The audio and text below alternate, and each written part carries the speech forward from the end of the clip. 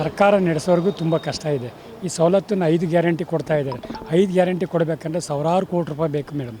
Daily ಪ್ರತಿಯೊಬ್ಬ BPL ಕಾರ್ಡ್ಗೆ 2,000 ರೂಪಾಯಿ ಹಾಕಬೇಕು, ಪ್ರತಿಯೊಬ್ಬರಿಗೆ ಹಾಕಬೇಕು. ಹಾಕ್ತಾ ಇದ್ದಾರೆ. ಕೆಲವ್ರಿಗೆ ಬಂದಿದೆ, ನಮ್ಮ ಮನೆ ಪಕ್ಕದಲ್ಲಿ ನಮ್ಮವ್ರಿಗೂ ಬಂದಿದೆ, ನಮ್ಮ ಮಿಸಸ್ಗೂ ಬಂದಿದೆ, ಬೇರೆಯವರಿಗೆಲ್ಲ ಬಂದಿದೆ.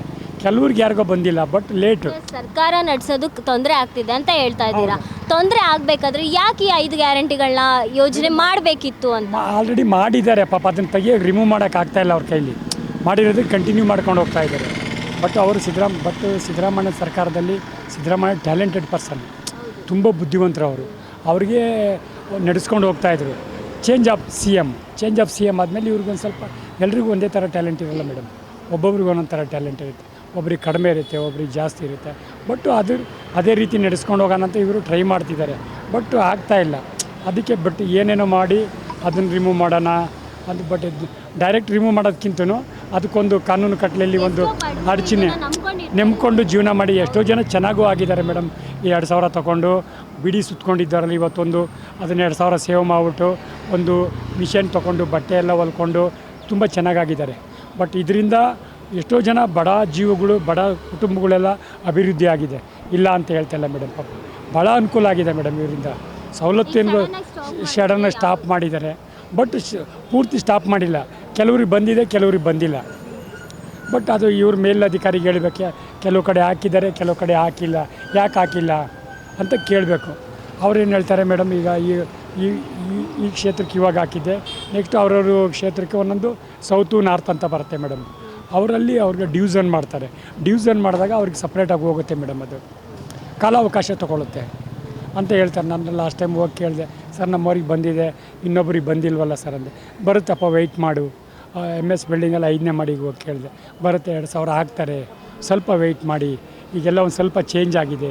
ಚೀಫ್ ಮಿನಿಸ್ಟ್ರಿ ಚೇಂಜ್ ಆದ್ರಲ್ಲ, ಎಲ್ಲ ಅಧಿಕಾರಿಗಳು ಚೇಂಜ್ ಆಗಿದ್ದಾರೆ. ಅದೆಲ್ಲ ಬಂದು ಇನ್ಚಾರ್ಜ್ ಕೊಟ್ಟು ಅವರು ಅದನ್ನೆಲ್ಲ ಆಮೇಲೆ ಆದೇಶ ಆಗಿ ಬರಬೇಕು, ಇದನ್ನೆಲ್ಲ ಸರ್ಕ್ಯುಲೇಟ್ ಮಾಡೋದಕ್ಕೆ ಅಂತ ಹೇಳ್ತಿದ್ದೆ ಮೇಡಮ್. ಅದು ಖಂಡಿತ ಆಗುತ್ತೆ ಮೇಡಮ್. ಇದು ಸರ್ಕಾರ ಕರೆಕ್ಟಾಗೇ ಇದೆ ಮೇಡಮ್. ಬಟ್ ಜನಗಳು ಅದನ್ನೇ ನಂಬ್ಕೊಂಡಿರ್ತಕ್ಕಂಥ ಜನನೂ ಐತೆ ಪಾಪ. ಯಾಕಂದ್ರೆ ಇವ್ರು ಕೊಟ್ಟಿದ್ದಾರೆ, ಇವತ್ತು ಕೊಡ್ತಾರೆ ಅನ್ನೋ ನಂಬಿಕೆನೂ ಇದೆ ಜನದಲ್ಲಿ. ತೆಗಿತಾರೆ ಅಂತ ನಂಬಿಕೆ ಇಲ್ಲ. ಕೊಟ್ಟಿದ್ದಾರೆ, ಕೊಡ್ತಾರೆ, ಮುಂದೆ ಕೊಟ್ಟು ಉಳಿಸ್ಕೊಂಡು ಹೋಗ್ತಾರೆ. ಸಿದ್ದರಾಮಯ್ಯ ಕೊಟ್ಟಿರೋದನ್ನು ವಾಕ್ಯದನ್ನು ಯಾವತ್ತೂ ತಪ್ಪಿಸಲ್ಲ ಇವರು. ವಾಕ್ಯ ಕೊಟ್ಟಿದ್ದಾರೆ, ನುಡಿದಂತೆ ನಡೀತಾರೆ ಅಂತ ತಿಳ್ಕೊಂಡಿದ್ದಾರೆ ಮೇಡಮ್. ಇದು ಎಷ್ಟು ತಿಂಗಳಿಂದ ಆಗಲೇ 2 ತಿಂಗಳಿಂದ ಬರ್ತಾಯಿಲ್ಲ. 2-3 ತಿಂಗಳಾಗಿದೆ, ಬರ್ತಾಯಿಲ್ಲ. ಪೆನ್ಷನ್ ಬರ್ತಾಯಿಲ್ಲ ನಮಗೆ, ನಮ್ಮ ಯಜಮಾನ ಸತ್ತಿದ್ದು. ಈಗ ಕಾಂಗ್ರೆಸ್ ಸರ್ಕಾರ ಸಿದ್ದರಾಮಯ್ಯ ಅವರು ಇದ್ದಾಗ ಚೆನ್ನಾಗಿತ್ತು. ಈಗ DK ಶಿವಕುಮಾರ್ ಅವರು ಬಂದಿದ್ದಾರೆ. ಈಗ ನೋಡಿ, ಅದು ವೋಟ್ ಲಿಸ್ಟಿಗೆ ಬಂದಿದ್ದೀವಿ ನಾವು.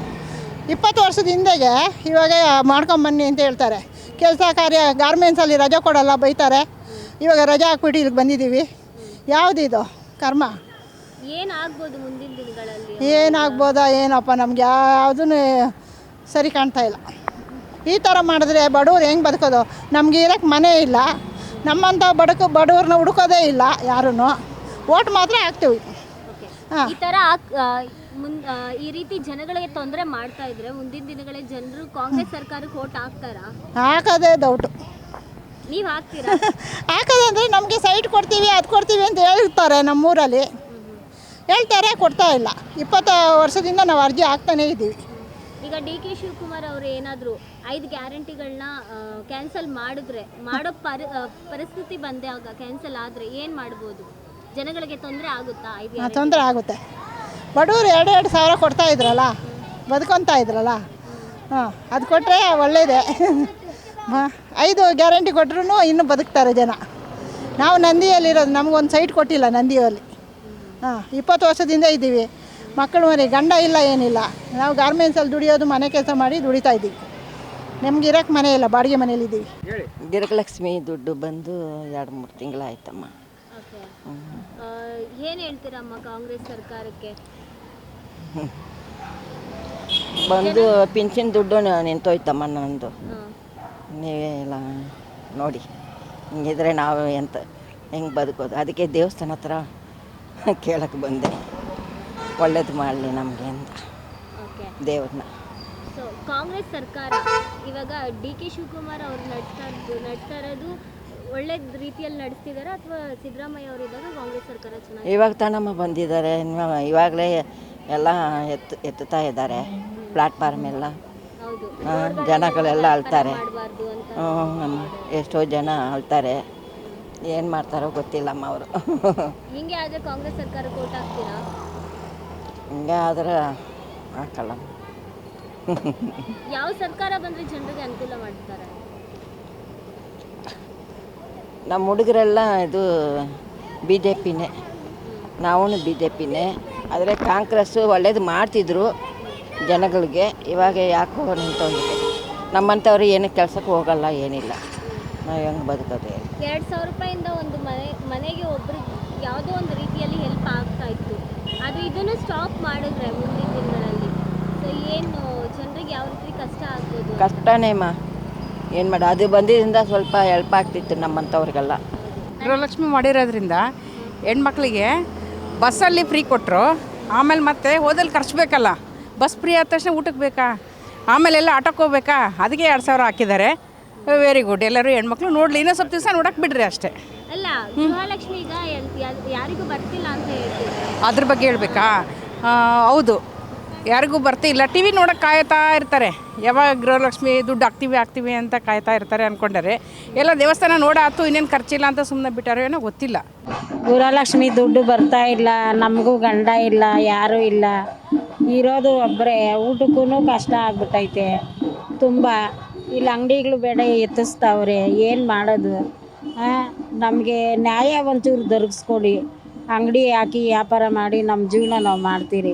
ನಿಮಗೆಲ್ಲ ನಾವೇನು ತೊಂದರೆ ಕೊಟ್ಟಿಲ್ಲ, ಏನೂ ಇಲ್ಲ. ನಮ್ಮ ಜೀವನ ನಾವು ನಡೆಸ್ಕೊಂಡು ಹೋಗ್ತೀರಿ. ಯಾವುದು ಏನು ನಮ್ಗೆ ಅನುಕೂಲ ಇಲ್ಲ. ಇತ್ತ ಅಪ್ಪ ಅಮ್ಮನ ಮನೆ ಕಡೆನೂ ಅನುಕೂಲ ಇಲ್ಲ, ಗಂಡನ ಮನೆ ಕಡೆನೂ ಅನುಕೂಲ ಇಲ್ಲ. ಮನೆ ಇಲ್ಲ, ಬಾಗಿಲಿಲ್ಲ, ಏನೂ ಇಲ್ಲ. ಈ ವ್ಯಾಪಾರ ಮಾಡ್ಕೊಂಡು ಜೀವನ ಮಾಡ್ತಾಯಿದ್ದೀರಿ. ಈ ಸಂಬಳ ಕೂಡ ಬರ್ತಾ ಇಲ್ಲ. ಹಿಂಗೆ ಮಾಡಿಬಿಟ್ರೆ ನೀವು ಹೆಂಗೆ? ಕಾಂಗ್ರೆಸ್ ಸರ್ಕಾರದಿಂದ ಅನುಕೂಲ ಆಗ್ತಾ ಇಲ್ವಾ ನಿಮಗೆ? ಏನೂ ಬರ್ತಾ ಇಲ್ಲ, ಏನೇನೋ ಬರ್ತಾ ಇಲ್ಲ. ಹಾಂ, 5 ಗ್ಯಾರಂಟಿಗಳು ಕೊಟ್ಟಿದ್ದಾರಲ್ಲ. ಅದೇನೇ ಕೊಟ್ಟವ್ರೆ, ಯಾವಾಗ ಕೊಡ್ತಾರೆ ಯಾವಾಗಿಲ್ಲ. ಹೇಳು. ಈಗ ಎಲ್ಲಾನು ಸಿದ್ದರಾಮಯ್ಯ ಅವರು ಇದ್ದಾಗ ಕಾಂಗ್ರೆಸ್ ಸರ್ಕಾರ ಆಡಳಿತ ಚೆನ್ನಾಗಿತ್ತ, ಇವಾಗ ಡಿ ಕೆ ಶಿವಕುಮಾರ್ ಅವರು ಬಂದಾಗ ಅಮ್ಮ ಅವರಿದ್ದಾಗ ಈ ಗಾಡಿಗಳನ್ನ ಎಲ್ಲ ಯಾರೂ ಏನೂ ಪ್ರಾಬ್ಲಮ್ ಕೊಟ್ಟಿಲ್ಲ. ಅವರಿದ್ದಾಗ ಗಾಡಿ ಎತ್ಸೋದು, ಹೂವು ಮಾರೋರಿಗೆ, ತರಕಾರಿ ಮಾರೋರಿಗೆ, ಯಾರಿಗೂ. ಇವಾಗ ತುಂಬ ಕಷ್ಟನೇ ಆಗ್ಬಿಟ್ಟೈತಮ್ಮ. ಡಿ ಕೆ ಶಿವಕುಮಾರ್ ಈ ರೀತಿ ಮಾಡ್ತಾ ಇರೋದು ಸರಿ ಅನಿಸ್ತಾ ಇದೆಯಾ ನಿಮಗೆ? ಅದು ಸರಿ ಇಲ್ಲ, ಸರಿನೇ ಇಲ್ಲಮ್ಮ, ಸರಿನೇ ಇಲ್ಲ. ನಮಗೆ ನ್ಯಾಯ ದೊರಕಿಸ್ಕೊಡ್ಲಿ, ನಮಗೆ ವ್ಯಾಪಾರ ಮಾಡೋಕ್ಕೆ ಬಿಡಲಿ, ನಮ್ಮ ಜೀವನ ನಾವು ಮಾಡ್ತೀರಿ. ಅವ್ರಿಗೇನು ನಾವು ತೊಂದರೆ ಕೊಡಲ್ಲ. ಅವ್ರು ನಾವೇನು ಊಟ ಕೊಡ್ರಿ, ಬಟ್ಟೆ ಕೊಡ್ರಿ ಅಂತ ನಾವು ಕೇಳಿಲ್ಲ. ನಾವು ಕಷ್ಟಪಟ್ಟು ನಾವು ಅನ್ನ ತಿಂತಾಯಿದ್ರಿ. ಇದಕ್ಕೆ ನಮಗೆ ಅನ್ನ ದಾರಿ ತೋರಿಸ್ಕೊಡ್ರಿ ನಮಗೆ. ವೋಟ್ ಹಾಕಿದ್ರೆ ಅಭಿವೃದ್ಧಿ ಮಾಡ್ಕೊಡ್ತಾರೆ ಅಂತ ಈ ರೀತಿ ಮಾಡಿದ್ರೆ ಜನಗಳು ನೆಕ್ಸ್ಟ್ ವೋಟ್ ಹಾಕ್ತಾರಾ? ಹಾಕಲ್ಲಮ್ಮ. ಈ ಸಾರಿ ಬರೋದೇ ಇಲ್ಲ, ಹಾಕೋದು ಇಲ್ಲ. ಹಿಂಗೆ ಮಾಡಿದ್ರೆ ಬರೋದೇ ಇಲ್ಲ. ಯಾವ ಸರ್ಕಾರ ಇದ್ರೆ ಜನಗಳಿಗೆ ಆಡಳಿತ ಚೆನ್ನಾಗಿ? ಅಮ್ಮ, ಯಾವ ಸರ್ಕಾರ ಬಂದು ಅವ್ರವ್ರು ಇದಮ್ಮ, ಅದು ಅವ್ರ ಸ್ಟಾರು. ಯಾವ್ದು ಬಂದ್ರೇನು ಕೂಡ ಇಲ್ಲ, BJP ಬರ್ಬೋದು, ಕಾಂಗ್ರೆಸ್ಸೇ ಬರ್ಬೋದು, ಅವ್ರವ್ರ ಅನುಕೂಲ ಅಮ್ಮ. ಅಭಿವೃದ್ಧಿ ಮಾಡಬೇಕು. ಒಟ್ನಾಗೆ ಜನಗಳಿಗೆ ಪ್ರೀತಿ ಕೊಡಬೇಕು. ಪ್ರೀತಿ ಕೊಟ್ಟು ಅವ್ರಿಗೆ ಮಾಮೂಲಿ ಹೆಂಗೆ ವ್ಯಾಪಾರ ಮಾಡ್ತಾರೋ ಅವ್ರಿಗೆ ಬಿಟ್ಕೊಡ್ಲಿ. ಮಾಮೂಲಿ ಹೆಂಗೆ ಮಾಡ್ತಾರೋ ಹಂಗೆ ಬಿಟ್ಕೊಡ್ಲಿ. ಸಿದ್ದರಾಮಯ್ಯ ಅವರೇ ಇರಬೇಕಿಲ್ಲ ಸರ್ಕಾರದಲ್ಲಿ 5 ವರ್ಷ. ಅಲ್ಲ, ಇದ್ದಿದ್ರೇನು ಚೆನ್ನಾಗಿತ್ತು, ಇದ್ದಿದ್ರೇನು ಅವಾಗ ಎಲ್ಪಿತ್ತು. ಇವಾಗ ಗೃಹಲಕ್ಷ್ಮಿ ದುಡ್ಡು ಇಲ್ಲ, ಏನೂ ಇಲ್ಲ, ಸಂಬಳ ಪಿಂಚಣಿನೂ ಇಲ್ಲ, ಯಾವ್ದು ಬರ್ತಾ ಇಲ್ಲ. ಏನು ಮಾಡ್ಬೇಕು ಹೇಳಮ್ಮ ನಾವು? ಏನ್ ಹೇಳ್ತೀರಾ ಅಮ್ಮ ಇದಕ್ಕೆ? ಹಾಂ, ಏನ್ ಹೇಳ್ತೀರಾ? ನೆಕ್ಸ್ಟ್ ವೋಟ್ ಹಾಕ್ತಾರಾ ಜನಗಳು? ಏನಮ್ಮ, ನನ್ನಿದು ಇಷ್ಟೆಲ್ಲ ಬೀದಿ ವ್ಯಾಪಾರದವ್ರನ್ನೆಲ್ಲ ಎತ್ತಿಸ್ಬಿಟ್ಟವ್ರೆ. ಅವರು ಲೋನ್ ಕಟ್ಟಬೇಕು, ಆಮೇಲೆ ಮಕ್ಕಳಿಗೆ ಫೀಸ್ ಕಟ್ಟಬೇಕು, ಆಮೇಲೆ ಸ್ಕೂಲಿಂದ ಆಚೆ ಕಳಿಸ್ತಾರೆ. ಫೀಸ್ ಕಟ್ಟಲಿಲ್ಲ ಅಂತ ಮಕ್ಕಳಿಗೆ ತೊಂದರೆ ಆಗ್ತೈತೆ. ಮನೆ ಬಾಡಿಗೆ ಕಟ್ಟಬೇಕು. ಊಟಕ್ಕೂ ಕಷ್ಟ ಆಗ್ಬಿಟ್ಟೈತೆ ಅವ್ರಿಗೆಲ್ಲ. ಅದೇ ಬೀದಿ ವ್ಯಾಪಾರದವರು ಇದರಲ್ಲೇ ಜೀವನ ಮಾಡ್ಕೊಂಡು ಫುಟ್ಪಾತ್ ಮೇಲೆ ಇದನ್ನೇ ತಿನ್ಕೊಂಡು ಬಂದಿರೋದಮ್ಮ. ಮಕ್ಳಿಗೂ ಒಂದು ಟ್ಯೂಷನ್ ಕಳ್ಸೋಕ್ಕೂ ದುಡ್ಡಿಲ್ಲ, ಯಾರ ಹತ್ರನೂ ಇಲ್ಲ. ಈಗ ಫೈನಾನ್ಸಿಗೆ ದುಡ್ಡು ಎತ್ಕೊಂತೀರಿ, ಅವ್ರಿಗೆ ದುಡ್ಡು ಕಟ್ಟಬೇಕು. ಕಟ್ಟಲಿಲ್ಲ ಅಂದರೆ ಮನೆ ಹತ್ರ ಬರ್ತಾರೆ. ನಾವೇನು ಮಾಡಬೇಕಮ್ಮ? ಏನು ತಿನ್ಬೇಕು? ಇವಾಗ ನಾವು ಬೀದಿ ಒಳಗನ ಇದ್ದರೆ ₹1 ₹2 ಕಡಿಮೆ ಇರ್ತೈತೆ. ನಾವು ಅಂಗಡಿ ಒಳಗೆ ಹೋಗಿ ಜಾಸ್ತಿ ದುಡ್ಡು ಕೊಟ್ಟು ತಗೊಳಕ್ಕಾತೈತಮ್ಮ? ನಾವು ತಗೊಳಕ್ಕಾತೈತ ಬಡವರು? ಬೀದಿ ಒಳಗೆ ಒಂದು ವ್ಯಾಪಾರದವ್ರಾದರೆ ಏನೋ ಒಂಚೂರು ಕಡಿಮೆ ಆಗಿ ಕೊಡ್ತಾರೆ. ಅದೇ ಅಂಗಡಿ ಒಳಗೆ ಈಗ ಒಂದು ಹೋಟ್ಲಾಗ ಏನಾನ ತಿನ್ಬೇಕಂದ್ರೆ ಹೋಟ್ಲಿಗೆ ಹೋದರೆ 200 ರೂಪಾಯಿ ಆತೈತೆ. ಅದೇ ರೋಡಲ್ಲಿ ನಿಂತ್ಕೊಂಡು ತಿಂದರೆ 30 ರೂಪಾಯಿ 40 ರೂಪಾಯಿ ಆತೈತೆ. ನಾವು ಹೋಟ್ಲಲ್ಲಿ ತಿನ್ನೋಕ್ಕಾತೈತಮ್ಮ ಊಟ ಹೇಳಿ?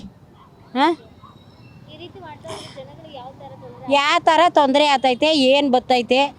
ಇವರೇನೋ ಎಲ್ಲ ದುಡ್ಡು ಮಾಡ್ಕೊಂಡು ಇವ್ರು ಚೆನ್ನಾಗಿರ್ತಾರೆ. ನಮ್ಮಂಥ ಬಡವ್ರು ಎಲ್ಲೋಗ್ಬೇಕಮ್ಮ, ಎಲ್ಲೋಗ್ಬೇಕು? ನಮ್ಮಂಥ ಬಡವ್ರು ಏನು ತಿನ್ನಬೇಕು?